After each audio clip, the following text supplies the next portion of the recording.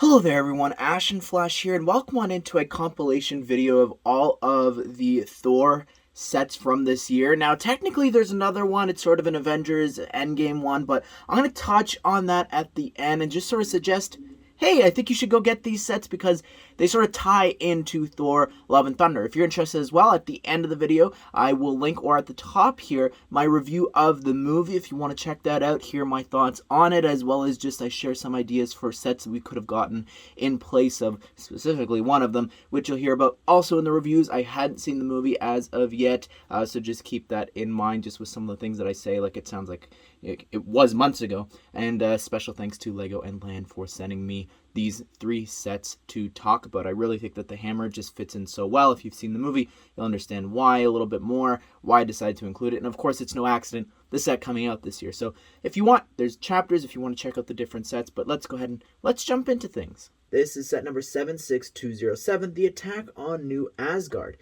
And this set will be retailing for $19.99 USD or $24.99 Canadian. And I really have so much to say about this set. I could go on for a lot longer than whatever you're seeing the length of this video is for. Trust me. There's a lot of behind the scenes stuff as well, with this sort of ruining and pushing back the embargo dates for the review of the Goat Boat because this set hadn't been revealed. So there's just a lot of drama when it comes to this set. I think that the idea was we need to save this and only have the review up for when the trailer comes out, but then it's also the day after the trailer, and then the only things that are from the trailer that we actually see are Thor and Jane Foster, Mighty Thor. So yeah, we didn't even see Gore. So, and he was in the Goat Boat. I really don't understand the thinking. There again, we're gonna talk a lot about this. So if you like some Lego Marvel drama, and this is one of those times when I'm not going to be positive about this set. Here's what the description on Lego Shop at Home calls it. It is the shadow monster that Gore summons to life. And again, to me, this feels very much sort of like things that Lego makes up. And I guess the most recent example of this would be the bug monster in the No Way Home set that people were adamant that was actually going to be showing up, and some people believed it was Scorpion. So I'd love to hear your theories on this. Maybe you think it's Mephisto, like everyone with all the Disney Plus shows. I don't know. Anyways, I want to read you some quotes here from Lego Shop at Home. Now, this is meant to sort of spruce things up a bit on Shop at Home about the sets. So, the towering monster has joint arms and claws to maximize both play and display possibilities. Here we have plus build a buildable shadow monster with joint arms and claws for imaginative play and display. Kids can recreate movie scenes and play out adventures of their own as they battle the twisting, turning, grabbing, and nipping shadow monster. The posable shadow monster inspires endless imaginative roleplay and can be put on display when the day's battles are over. So, yeah, that's a lot of fluff in that description for this thing that I personally, like, look, if it's in the movie, that's fine. But to me, it's just so weird. Like, it looks like a rejected Hidden Side idea.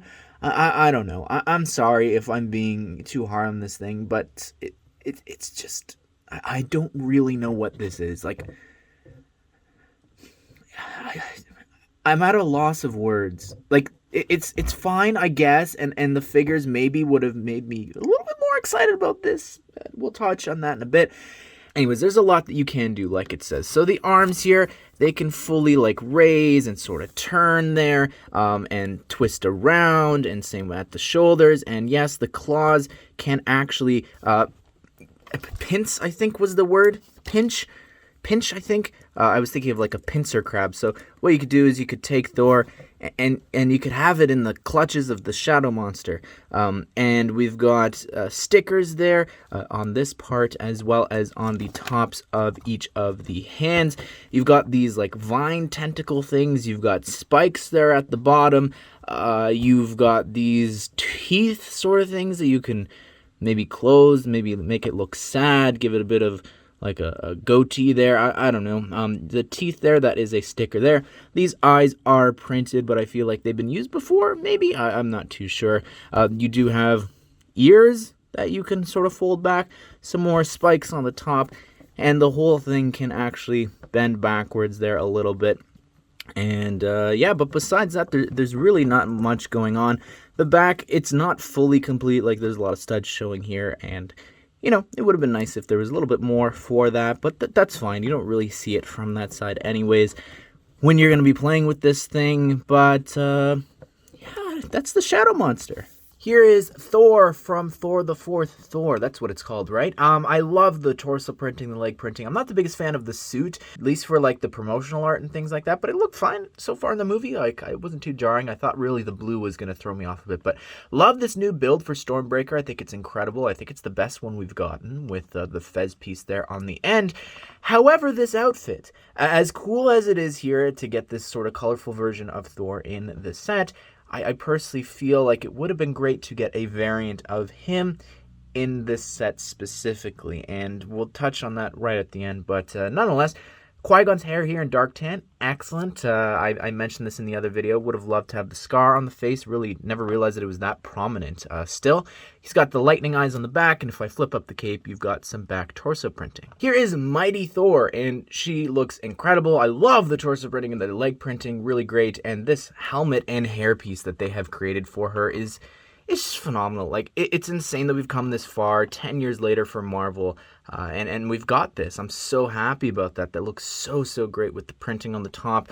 She does have the hammer. Would have loved to have, like, some printing on that, like cracks. The face has been used for Natalie Portman in the past with the Phantom Menace, so it's fine that it works consistency-wise. It's okay. I see it. And I mean, I would have loved the white eyes underneath, but anyways, flipping this up here, you could see she's got some back torso printing, and you know what? It makes sense for her to be in two of the sets simply because she is one of the main characters. Of course, she is even on the box art, but they do need to use this helmet and hair mold more often than once. They got to get their monies. Do you know what the difference is between this version of Christian Bale's figure and the Batman figure? They're both not wearing hockey pads. Anyways, he's got mummy wraps instead. And a lot of people have been comparing this to Moon Knight, which is pretty interesting. And I've seen a lot of purists already using it, which is great. The face, I love the face. Like, it's very detailed. The same with the torso printing. It's just... the rest of it's sort of lacking, and I think that a lot of people had the idea of, hey, maybe you should use the Star Wars White Hood piece or the Ghost Spider Hood piece. Would have been great. And the back torso printing, great. Also, the black sword here is really cool. Look it up. A lot of cool comic significance. Not sure how much that's going to tie into the movie, though. There you have it, everyone. That is my review of the Attack on New Asgard. And this set has had just a very interesting experience of leaking from an airport and then not revealing it until yesterday, the same day as the first trailer for the movie. So it's just, despite us already seeing it, despite other sites leaking it with promotional art of the two sets, oh boy. Anyways, this set, I really am not the biggest fan of. Like, I get the only plus is that people can go out and get these figures for cheaper. However, you're just going to get this build that a lot of people are just going to use for parts, tear it apart. Like, it's just... it's nothing exciting. This is set number 76208. This is the Goat Boat, and it will be retailing for $49.99 USD or $64.99 Canadian. This is a set I've been looking forward to reviewing for so long because it was revealed so long ago, even before I got the review offer for this, so I'm so excited about this. Let's go ahead and let's jump into things. So here is the Viking ship, and it's really awesome, or I guess it's more of an Asgardian ship, really. It says even there, Ager Asgard Tours, NA021. So people pointed out in the reveal video that that's meant to be almost like a license plate for New Asgard. And I think that this is incredible. Like today, literally, I guess the day before this video I'm recording, the Viking ship from the Creator 3-in-1 was revealed in a magazine, like it leaked. And I think this is just so much cooler. Not only is it Marvel, but it also just has that Viking feel. And there's just so much detail to this ship. It is the exact same on each side, like the shield prints and all that. They're the exact same shields that you're going to see on the other side. Same with the prints there and there. Those are all stickers, sorry. So we're going to take a look at the front first, just to zoom in here on the stickers. You can see just how detailed they are. And on the front, you have another 2 stickers right there. Now you'll notice here, you've actually got a spot, this little arm that sticks out. So what you do is you actually take Stormbreaker there, and you are meant to like position it. I think it's like this on the box. And I'm not sure. I think it's that Stormbreaker is what's allowing the ship to like travel across different worlds and different things like that using the Bifrost. You see it on the box. So yeah, pretty cool that Stormbreaker's just, it's in there, and it's very easy to remove as well. But I like the front and how detailed it is. Now you'll notice that we've got a peg there. The peg, of course, is meant to actually be attached here to this little stand. And this part actually allows you to take the 2 goats included, and you just attach them like this. And then they are kind of like, they're like flying. They're almost like reindeers. We saw it in the trailer. We'll take a closer look at them, but that's how you set that up there. Now, if I were to move on over here to the other side, or more the middle, you could see the shields, and I accidentally dropped one of the shields there. I really love the patterns there. They're all stickers. A little hard to actually like attach. You got to be very careful with how you are actually putting the stickers on. I tried to line them up with like, there's almost like a center stripe in each of them, whether it's made out of wood or if it's like the actual pattern. So hopefully that came across. Anyways, you can remove the shields. Very easy to do. And what they are is they're actually just these round tiles attached to the shield pieces. And then moving over here to the center, I really love the pattern. Again, I'm a sucker for dark red, so I like the stripes and how that actually continues around over here to the back, which I guess here what you could do is you could store some of the other weapons that the other heroes have, like that. Anyways, this actually folds completely open there, and what that allows you to do is get access to the inside part there. And it's kind of cool. Again, I'm knocking out shields just because I'm having to tilt it a lot here, but you do have like this sort of staff. I think I feel like that's almost meant to be the build that Korg had maybe in the minifigure accessory set. I've also got a fire extinguisher, which is a staple for superhero sets. And if I spin it around here, you could see that on this side, you have a map of New Asgard, as well as a beer bottle and some sort of crystal gem there. Not sure if that has any significance to the plot, but carrying on over here to the back now, we have like these snakes as well as the license plate like I mentioned before, and we do have another sticker right down there on the bottom. How this is actually floating is like this. You could see all of the flat tiles actually facing down. I really don't know if that's magic or whatever it is. Anyways, there is so much space to this thing. Look at all of the space. That is 8 studs wide. There is a lot of space for minifigures, and you like that's not even on the edge, right? Like you have Thor, but he's not even on the edge there. Like there's still a gap there, which is just incredible. And just because I feel like I just glazed over how incredible this is, it actually slides into place there, each side of the roof, which is just like, look at the pattern there that makes. That's so cool. But how there is actually a divot in the roof for the other end of the roof to slide into. It's just incredible, the design of that. And here are the 2 goats. It is the goat boat. What's interesting here is that, I don't know if you know this, but different Lego pieces have different almost tension when it comes to the different pieces that they interact with. So with white here specifically, it's very loose. Like the legs are just so much looser versus this one.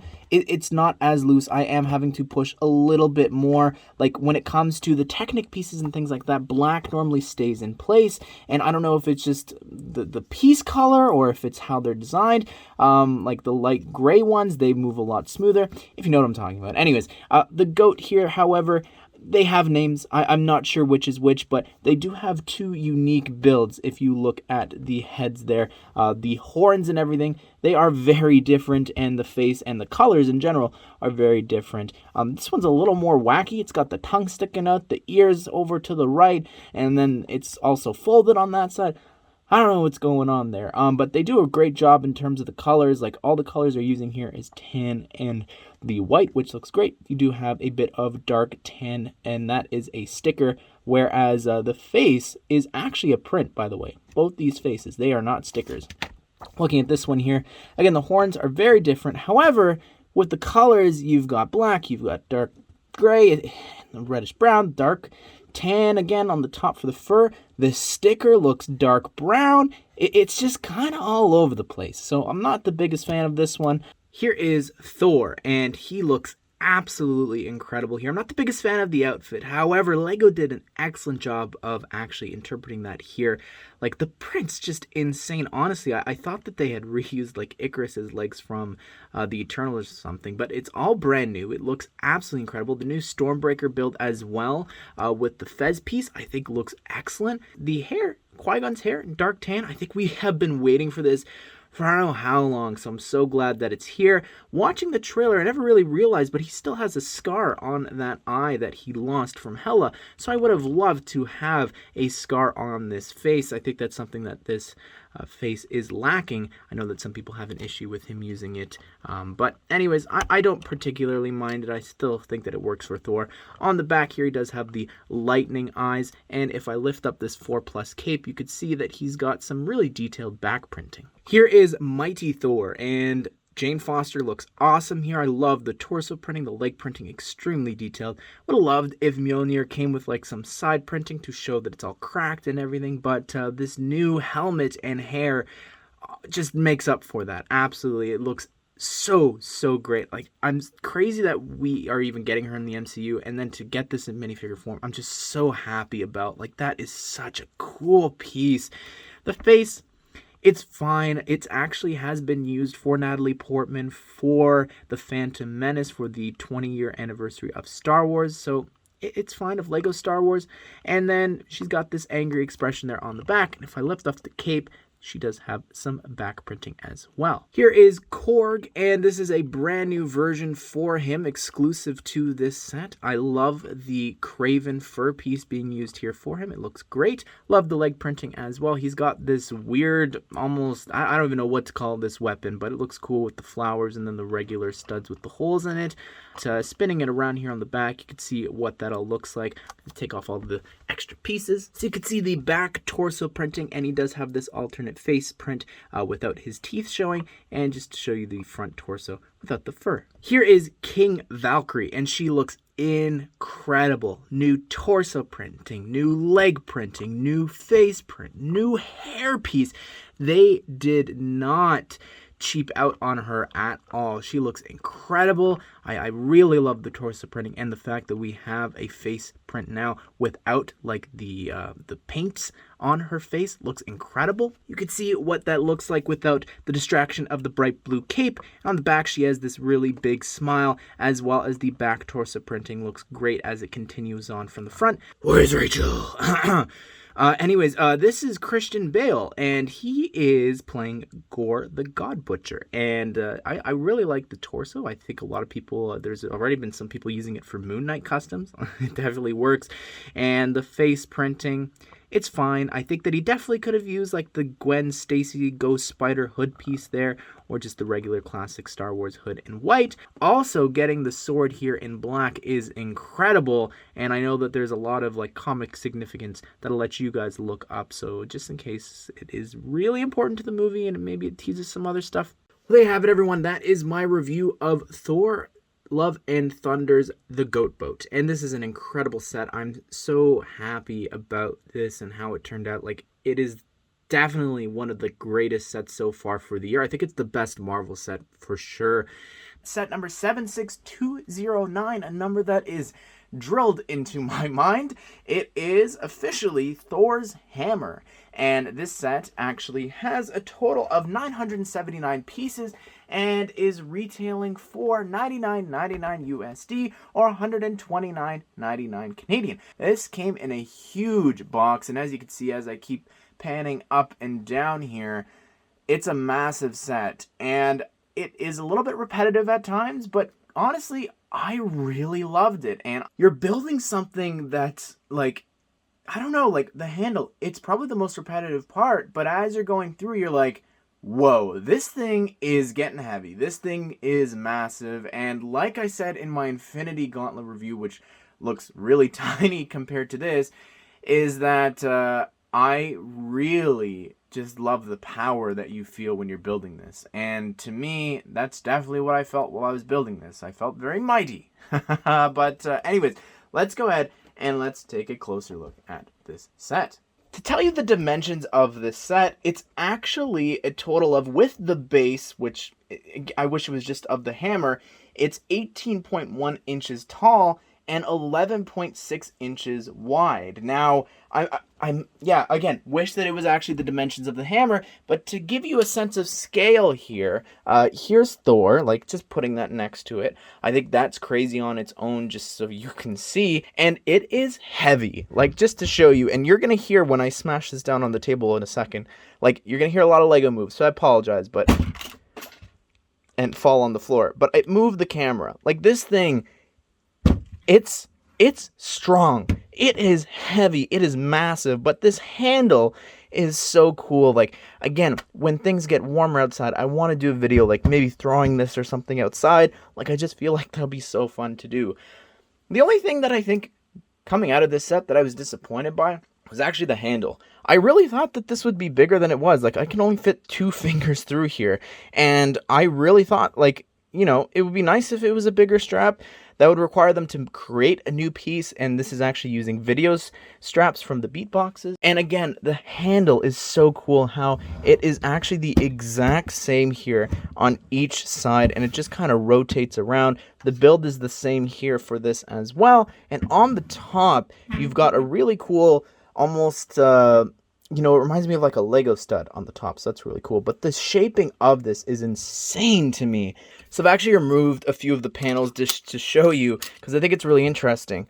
I actually removed some of the panels just to show you, because I think it's really interesting. Like, this was a whole section on its own that you just kind of like place on top, and I think that's so cool to me. I will say the only problem as well, besides the strap that I have with this, is this here. As you grab onto the handle, you'll see that specifically some of the plates will actually shift, and you kind of just have to press back down and fill in the gaps there that's being created. So I think that's a bit of an oversight. I think, and I don't know how you would be able to do that, like what piece could fit there for you to be able to attach it, but that does create a bit of a problem when you're kind of holding it there. So yeah, as you kind of just, you know, hold on to the handle, you're gonna create gaps, and you kind of got to go back and fill that in. You know, it's not a Nerf toy. It's a Lego display set. So it's not meant for swinging or throwing or hitting people with it. It's meant to just sit on your shelf and be a display piece. There is actually something else with the hammer that I haven't shown you yet. So just lifting up these different plates here and removing them, you actually get access to the inside of the hammer. And you can see there's a spot down there for studs. And what you are able to do is, you don't have to do this, but you can take this part here, which we'll take a look at in a bit. You can put that on inside there, and you can actually attach the whole thing inside there and close it on up, almost as if it's Odin's vault inside of the hammer. So I think that's really cool that you are able to do that. Of course, I wouldn't swing it around with that in there. I also don't know why necessarily you would want to hide that away, because it is so cool. But you have the option to hide something inside there. You always see those videos of like people being like, you know, where they hide their money in their Lego city. You could hide your money inside Thor's hammer.